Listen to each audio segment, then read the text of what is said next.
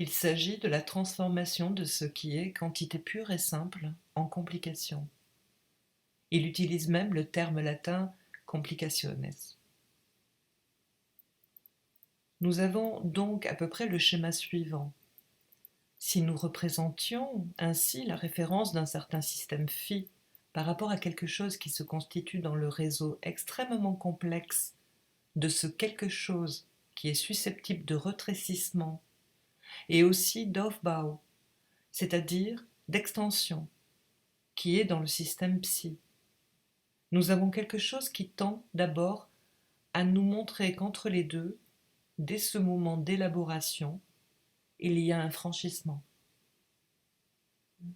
C'est indiqué jusque dans le petit schéma que nous donne Freud, au moment où il donne ce qui se passe des rapports ou des terminaisons selon les cas, de ce qui vient ici venant du système phi.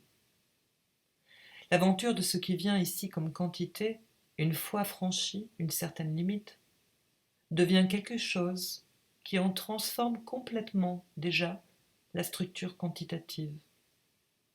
Et cette notion de structure, d'Aufbau, est donnée par Freud comme essentielle. Il distingue cet appareil psi comme ayant deux fonctions. Dans son Aufbau de retenir la quantité et dans son Abfur, en tant qu'il fonctionne. Deux choses différentes, la structure d'une part, la fonction d'autre part de la décharge. C'est-à-dire qu'à ce niveau apparaît comme profondément dédoublée la fonction qui n'est plus simplement de circuit et d'écoulement de cet appareil, dont il faut tout de même bien voir qu'il nous est avant tout présenté comme quelque chose d'isolé dans l'être vivant. C'est l'appareil nerveux qui est étudié comme tel. Ce n'est pas la totalité de l'organisme à laquelle Freud s'affronte. C'est là quelque chose qui est extrêmement important. La traduction, à nos yeux, en est tout à fait évidente, pour autant que ce qui est capable de se soutenir, de se superposer autrement que comme une des hypothèses dont il parle très bien lui-même à un moment, quand on a du goût pour la construction des hypothèses, il faut se conduire d'une façon telle et telle par rapport à l'arbitraire, Willkürlichkeit der Konstruktion. Et il est bien évident que cet appareil est essentiellement une topologie de la subjectivité. C'est une topologie de la subjectivité pour autant qu'elle s'édifie et se construit à la surface d'un organisme, mais c'est essentiellement une topologie. Et dans ce système psi, il y a cette part qui est importante et qu'il distingue de la partie qu'il appelle noyau, spinal neuronen, qui, eux, sont ouverts à une excitation endogène, celle du côté de laquelle il n'y a pas cet appareil transformant les quantités. Il y a toutes sortes de richesses que, dans le dessein très légitime que vous avez eu de simplifier les voies et les problèmes, vous n'avez pas évoqué, mais que je crois, à titre de relais pour ce que je reprendrai la prochaine fois, il est tout de même important d'évoquer. La notion, par exemple, des Schlüsselneuronen, pour autant qu'ils sont quelque chose qui joue une certaine fonction par rapport à la partie du psi, qui est tournée vers l'endogène, et qui en reçoit les quantités. Ces Schlüsselneuronen, qui sont un mode particulier de réponse, de décharge, qui se produit à l'intérieur du système psi, mais paradoxalement, cette décharge n'ayant pour fonction que d'augmenter encore la décharge, pour autant que ces Schlüsselneuronen, il les appelle aussi, je ne crois pas que ce soit un lapsus, motorische Neuronen, c'est quelque chose qui, des excitations qui se produisent à l'intérieur du système psi, va provoquer une série de mouvements venant de l'intérieur effectivement, qui augmenteront encore la tension et qui par conséquent se trouveront au principe de quelque chose qui pour nous est du plus haut intérêt justement, concernant ce problème qui n'a que trop été délaissé, des névroses actuelles. Mais laissons cela de côté. L'important, c'est que tout ce qui se passe ici présente ce paradoxe d'être dans le lieu même où règne le principe de l'articulation par la Bahoun, le lieu aussi où se produit essentiellement tout le phénomène hallucinatoire de la perception et de la fausse réalité, à laquelle est en somme prédestiné l'organisme humain.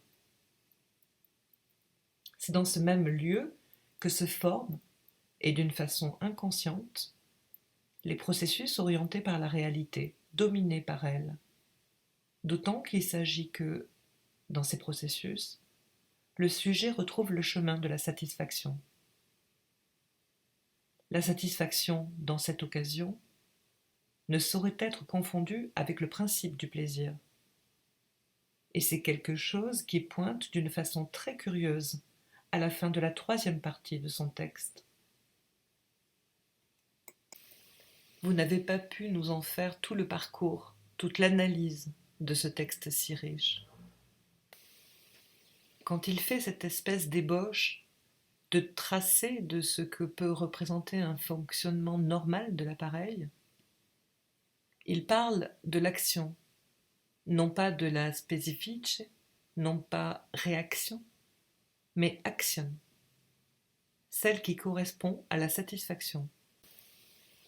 Il y a un grand mystère derrière cette specifice action, car justement, comme elle est seulement celle qui ne peut correspondre qu'à l'objet retrouvé, et que vous avez évoqué juste à la place où il faudrait le faire, auquel je fais allusion, étant le fondement du principe de la répétition dans Freud, et sur lequel nous aurons à revenir, cette specifique action, il lui manquera toujours en somme quelque chose, et ce dont Freud parle à la fin de la 3e partie, à laquelle je fais allusion, c'est de ce qui se passe au moment où se produit la réaction motrice, elle, réaction effectivement, l'acte pur, la décharge d'une action. Il y a tout un long passage que j'aurai l'occasion, je pense, de reprendre et de vous distiller. Il n'y a pas de plus vivant commentaire de cette chose, qui est tellement inhérente à l'expérience humaine, c'est à savoir cette distance qui se manifeste du niveau de l'articulation du souhait chez l'homme à ce qui se passe dans son désir, prend le chemin de se réaliser. L'accent avec lequel Freud articule pourquoi, au nom de quel principe nous pouvons saisir combien tout ce qui se produit dans un thème à propos duquel nous ne pouvons pas ne pas penser non plus à la notion à émerger dans le futur. Pourquoi il y a toujours là quelque chose qui sera très loin de la satisfaction, qui ne comportera pas les caractères recherchés dans l'action spécifique. Et il termine sur le mot, je crois, que c'est le dernier de son essai de la qualité monotone, le caractère réduit par rapport à tout ce qui est poursuivi dans la recherche du sujet, le caractère réduit de tout ce qui peut se produire dans le problème, le domaine de la décharge motrice.